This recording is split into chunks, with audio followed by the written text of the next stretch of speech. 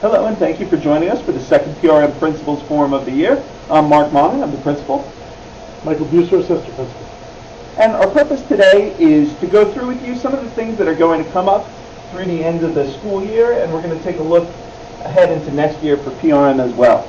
A few of the things that we want to talk about are some spring sports information, NJSLA testing, level classes and placement testing, our spring concerts, our move-up days, the Colt Cup competition, the 8th grade promotion ceremony, and then also we're going to look not actually at next year, but the following year there's a schedule change we're considering for PRM. We're in the very early stages of it, but we want to loop you in on that as well. So we're going to talk about all of these things. I know it might be a little difficult to read this screen off the screen you're watching on, so we will send you a link to this presentation as well, and you can play along at home. So with that said, let's get started. Let's talk a little bit about the upcoming spring sports season, the spring 2024 season, and Mr. Buser. Thank you, Mr. Money. The sports that we offer in the spring are Pearl Miller, track and field, baseball, and softball. Students must have an updated physical on file. That is important. It is a required piece of documentation. Physicals are valid for 1 calendar year. So additionally, in addition to that, you may also need to have a updated health history update questionnaire filled out. We do understand that it can be confusing sometimes if your physical is up to date or if you still require that health history update questionnaire. Please email me or Ms. Hanson, our school nurse, with any questions regarding your status, and we will certainly let you know and get back to you as soon as possible. Additionally, please keep an eye out. We will be sending out information shortly with start dates as well as coach contact information. Also links to both the physical forms and the health history update questionnaire, so you can get everything squared away with plenty of time before tryouts begin. Thanks, Mr. Buser. Additionally, I want to speak to you all about everyone's favorite, the New Jersey Student Learning Assessment, NJSLA. This is given throughout the state towards the end of the school year. This year we will be giving out the language arts testing will happen on April 29th and 30th. That will happen across all grade levels, 6, 7, and 8. And then math will be May 1st and 2nd, again, all grade levels, 6, 7, and 8. For both the math and ILA testing, we will be operating on a unique testing schedule that day. Students will still come to school at the standard start time. However, we will test in the morning for a 2-hour period, and then students will have all of their classes throughout the rest of that school day. Science testing, which will happen on May 6th and 7th, is only for 8th grade. So on those days, there will be no unique testing schedule that will take place, and students will complete their science testing in their respective math and ILA classes using those hour-long block periods to complete the testing window. Again, make sure that, and tons of reminders will come out, but please make sure that students have fully charged Chromebooks for testing, as well as a pair of headphones. Plenty of reminders will come regarding all this information, but please feel free to contact me with any questions in any capacity. So it promises to be a busy spring already. We talked about the fun stuff, that being the sports. We talked about the necessary stuff like the NJSLA. And then let's talk about something that, as we get into the spring, we really start looking forward to what's going to come on in the upcoming school year. And with that in mind, we talk about our placement testing for our enriched and accelerated classes at PRM. We have level classes in each grade level and some different opportunities there. And in order to figure out which students will best to be able to take advantage of those classes, we have placement testing that goes on through the spring. Okay? In 6th grade, we have 3 levels of classes available. Now, as I talk about the 3rd level in each of our grade levels for math, that involves something called our Jumpstart Math program. This is something that our students test for in 5th grade, because those students that are at the complete upper echelon in mathematical ability and are ready for the highest possible level of challenge actually have the opportunity not only to skip ahead a grade in math, but to skip ahead a grade and take the advanced grade level math course in math. What does that mean? Well, if you place into Jumpstart, that means in your 6th grade year, you would actually take the accelerated 7th grade math class, which is pre-algebra 7A. In 8th grade, that would mean that you are then able to take, in 7th grade then, that would mean you're able to take the advanced 8th grade math class, which is Algebra 1, And then when you get to 8th grade, you actually take an honors level high school math class. That would be geometry. Okay? Now this, again, is for students that have the highest level of mathematical ability. They test into that track in 5th grade and follow through in that way. Okay? We have students that are still ready for enriched and accelerated opportunities, and while it may not be at that highest level, it's still at a very advanced level. And for that reason, we have our Math 6 Enriched course. It follows a similar curriculum to the Math 6 course, but there are more opportunities for enrichment within the class. They go a little bit deeper with some concepts and work with them in some different ways. And those students are, again, those who are prepared for that higher level of challenge in math can have it through that. We also have in 6th grade our grade level math course, which is challenging in its own right, matched with the New Jersey Student Learning Standards for math in 6th grade. Regardless of which of these potential classes your child is in, you're going to have a great experience in math. It's going to build a really solid foundation, which is so important because obviously math builds so much upon itself. As we get into 7th grade, we again have 3 levels of math. Those students that were in Jumpstart will be taking the accelerated 8th grade class, which is Algebra 1. The grade level course is Math 7. The students that are ready for an accelerated challenge beyond that are in pre-algebra. Pre-algebra 7A is a course that gets students ready so that they have those pre-algebraic concepts that will get them ready for Algebra 1 in 8th grade. And now as we talk about 8th grade, and let's look at math first, again, 3 levels. We talked about geometry if the students make it into Jumpstart. The grade level course in 7th grade is pre-algebra, which gives students a solid foundation, gets them ready for algebra, which technically is a high school level course. So many students will go into Algebra 1 in 9th grade. Our students that have been in pre-algebra in 7th grade are ready for the accelerated Algebra 1 course in 8th grade, so they do take that course. Like I said, it is technically a high school level course. The content that they're learning is high school level content. It is a challenge, but we certainly get them ready for it. And those students that place into that and test into that are generally extremely successful for it. We have a fantastic math staff all throughout the building, all throughout the district, so the students are in very good hands. Let's look at science as well. Now this one is a bit unique in terms of when we talk about placing in an accelerated or an enriched class. There is no placement test for the Science 8 research class. This is open to any student that wants to delve deeper into research concepts in science.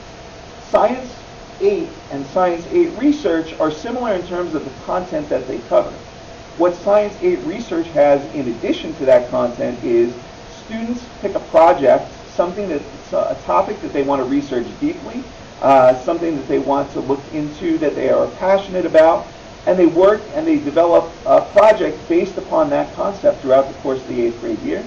It's entered into a science fair that, although we do it based here, it's actually part of a national science fair. It links up with that, so students have the opportunity for to build in those concepts beyond just their work in school. So if your child has a particular passion in science, if this is something that they're really interested in, we strongly encourage you to have them enroll in the 8th grade Science 8 research course. And again, that's simply just letting us know. There will come a point in the spring, as we're talking about placement testing, students, parents, you'll have the opportunity to tell us your child would like that class.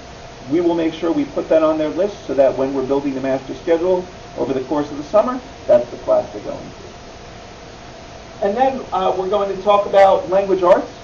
Just this past year, we had for the first time in a long time an accelerated integrated language arts 8th grade course.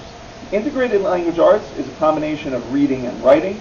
It's a class that your children take in 6th grade, again in 7th grade, and in 8th grade. Those concepts get more sophisticated as they go through the grade levels. For integrated language arts 8 accelerated, this is for those students that really have a passion for reading and writing, that are really looking to delve deeply into those types of skills and concepts, and they work with that throughout the 8th grade year. So there is a placement test for that course. Students will take that in May, and for all of these things, where there are placement tests, although students do not get their schedules by the end of the school year, parents and students, you will know what levels your children are recommended for each of these classes. Again, putting aside science aid research where you can let us know which class they would like, so that you'll know which classes your child will have. Later in the summer, you'll get their actual schedule. It'll lay it all out and tell you which classes go in which part of the day. However, you will know, again, what their levels will be in each of those things.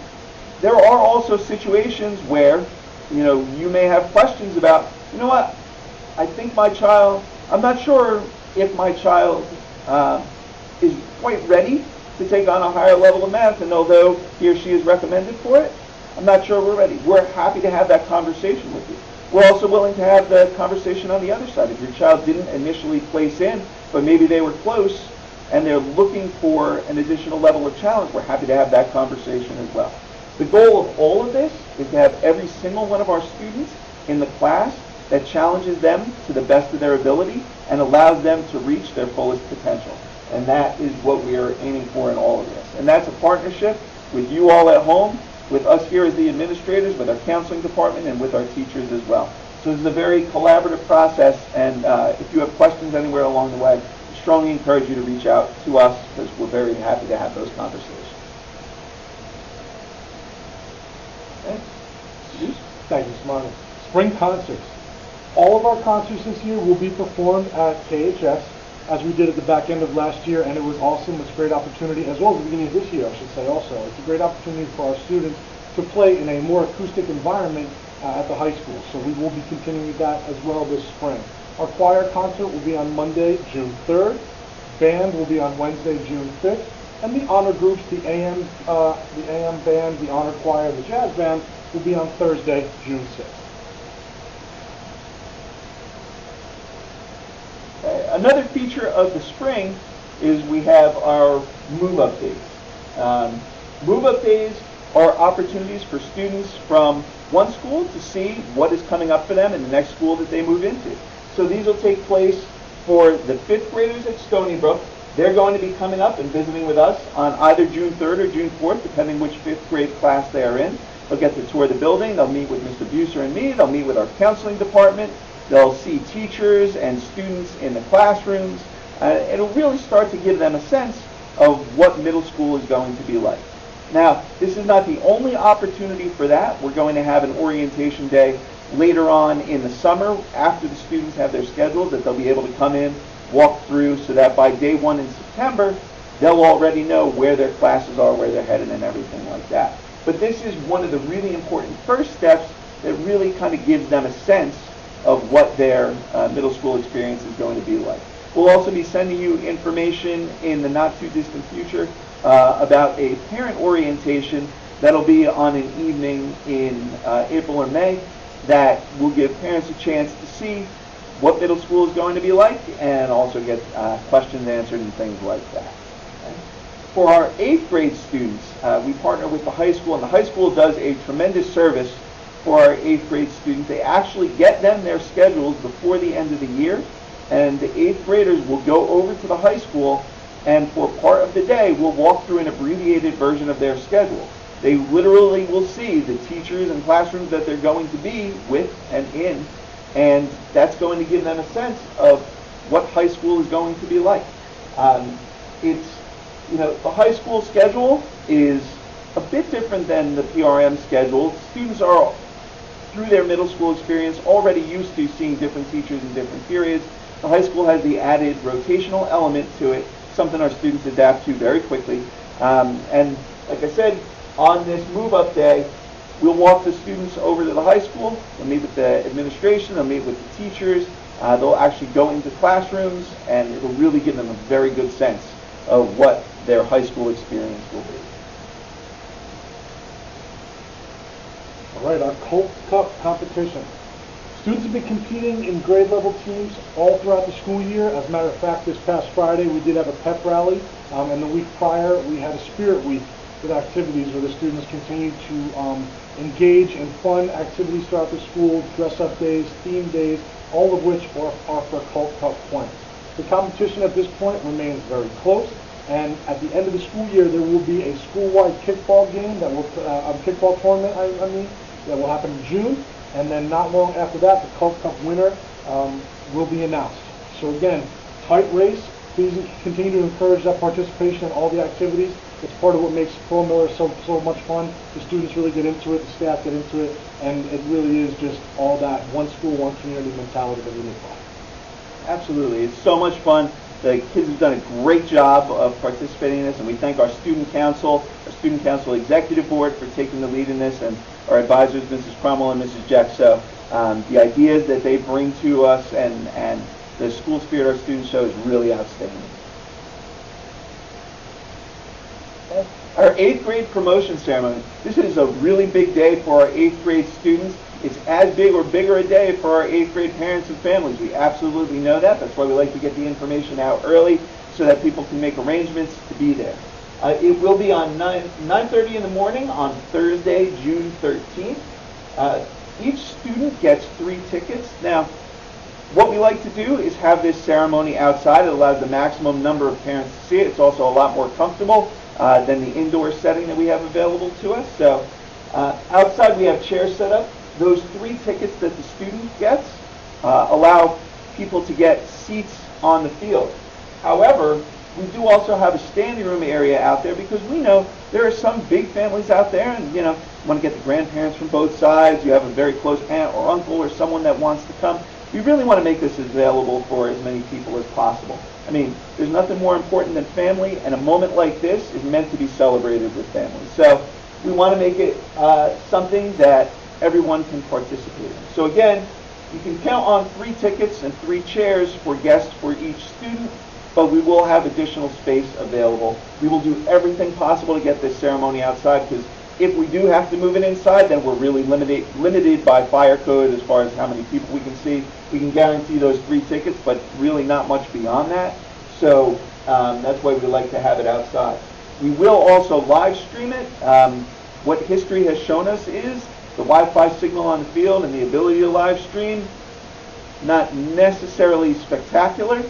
People that come and do it live are definitely having a better experience, but we will do everything we can to make that possible as well, because we know there's sometimes people have family or friends that are far away that don't have the ability to make it here. So if they want to be able to participate that way, we're more than happy to do everything we can to make that happen. And we're very much looking forward to that day. I know at this point, as we stand here filming this, it seems like it's off in the future, but with all those events we've been talking about so far, it's going to be here before you know it. Okay. And then earlier on I referenced potential schedule change, something that we're looking about for PRM.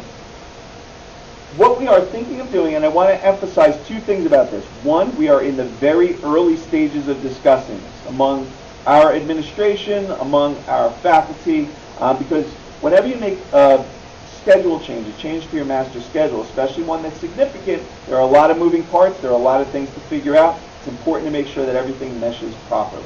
Okay? The other thing I want to emphasize is we are talking about 2025, 2026 for this potential change. Not next year, not the 24-25 year. You may ask, well, why? If you're thinking of doing it, why not go ahead and do it? Again, there are so many facets to this that if we are going to make it work, we really need to make sure we do everything right, because it's not the kind of thing you can throw out there not having thought it through, have it blow up and just say, oh, forget it, we'll go back to doing what we were doing before. It's much more complex than that. So we're taking all the time that we need, putting all the heads together that we need to see if this is something that works. What are we talking about here? We're talking about potentially moving PRM to a schedule that matches the Kinnelon High School schedule exactly, in terms of time, in terms of periods, in terms of rotation. The natural question, why would we consider doing something like that? It actually offers a tremendous amount of advantages for us. The high school schedule currently has periods that are about an hour in length. We currently have an hour in math and an hour in language arts. The rest of our classes are 40 minutes long. Okay? Going to hour periods, it would make it possible for students to get more content in those other subject areas outside of math and language arts. The other way that this works is if you look at our PRM 9-period day, that actually contains 7 academics in it. The reason being, lunch counts as a period in there, and then math and language arts are 2 subject areas taught across 3 periods for us. So we're talking 7 subject areas.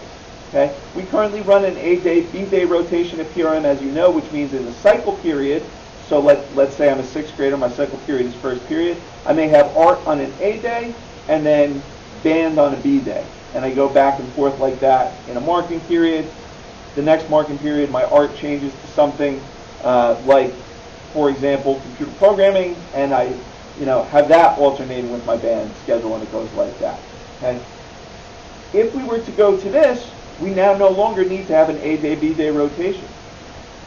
The high school schedule, and Mr. Buscher is going to walk you through it in a little more detail in a moment, is built around 8 periods. Okay? So what that means for us is we can have the 7 periods that are currently in our schedule, and we can split what's in that A-day, B-day period, so each of those gets a full period within the schedule. That means more time for the music that students take. That means more time for the cycle that students take. It allows them to get more deeply into it. So that is certainly an advantage to this. Something else that students, I think, would really like is the rotational schedule, and again, Mr. Buscher will walk you through it a little bit more, is classes move in terms of the time they are during the day. So a student that, let's say, doesn't necessarily wake up fully right at the beginning part of the day, well, whatever that first period class is, sometimes it's going to be later in the morning. So, it gives them a chance to experience that when maybe they're feeling a little bit differently. That can be a good thing.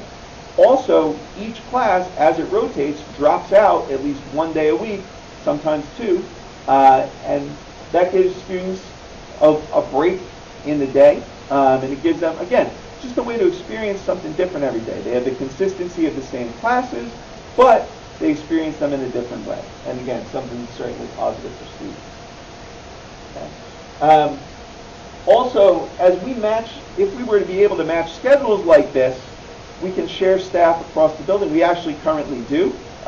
We share a member of our World Language Department. We also have a member of the Music Department going back and forth between the buildings. That becomes a much more efficient process if we're on the same schedule. And then we also have coaches that teach here and coach at the high school. We have coaches that teach at the high school and coach at PRM. With those being different schedules, sometimes they have to start at a different time, or they need to make adjustments within their daily rotation. What this would allow us to do is coaches, regardless of which building they're in or where they coach, would be able right at the end of the school day to move right into coaching. So it works out very well that way as well. So again, there are a tremendous amount of advantages to it, a lot that we're looking into, and a lot of moving parts. And I know talking about this, it may be a little bit difficult to conceptualize, so Mr. Buscher will give you a look at what that schedule actually looks like. As you look at this, I acknowledge that it may seem very confusing. It's okay.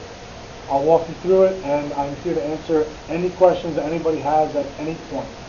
So, as Mr. Mongan said, it is an 8-period schedule total, consisting of 4 AM classes, A through D, and 4 PM classes, E through H. Even though there's 8 classes, you will only have 6 per day, and you will drop 1. So, for example, on day 1, you will have A, B, and C in the morning, dropping D, then having lunch.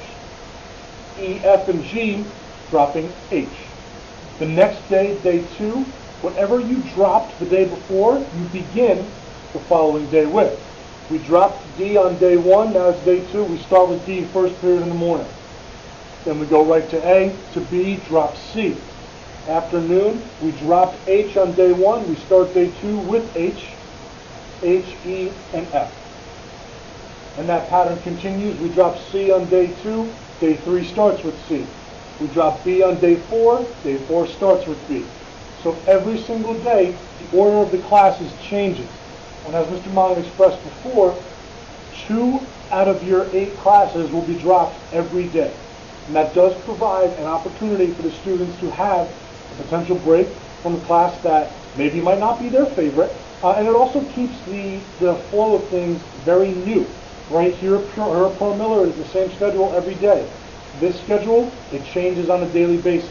So I know sometimes we have students that have math later in the day or, middle of the day, and it's like, man, I wish I had it first thing in the morning so I could just get it done while I'm focused. With this schedule, you will. As the schedule rotates, you will have some classes first thing in the morning, and then as the week goes on, they will get pushed back an hour. And then in the afternoon, same thing. You'll have some classes right after lunch, and then as it rotates, they will get pushed down.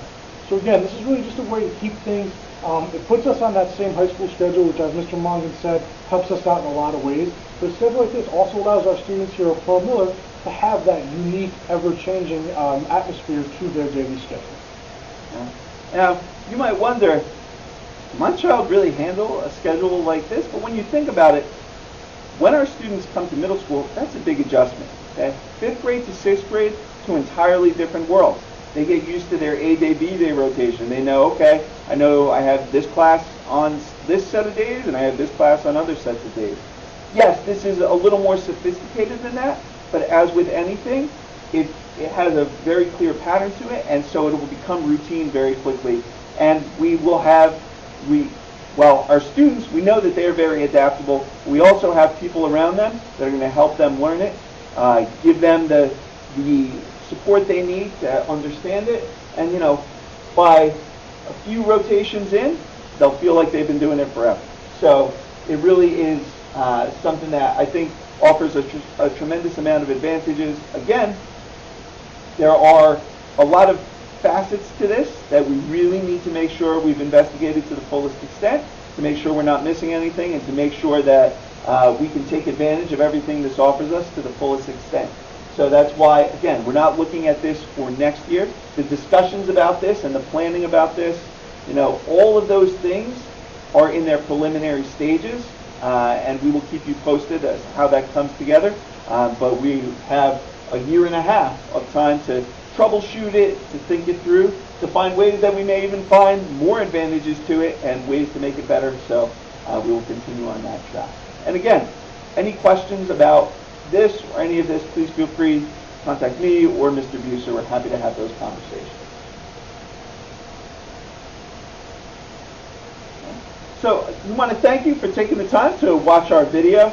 If this raised questions for you, we're happy to talk with you about it. So feel free to give either of us a call or to email us, monganm@kinnelon.org or buserm@kinnelon.org. We are certainly here for you and for your students for whatever you need. Thanks for taking the time. We are looking forward to, as you have seen, a very busy end of the school year, but it's full of so many great things. So we're looking forward to all of that with you and with your children. Thank you. Thanks, everybody.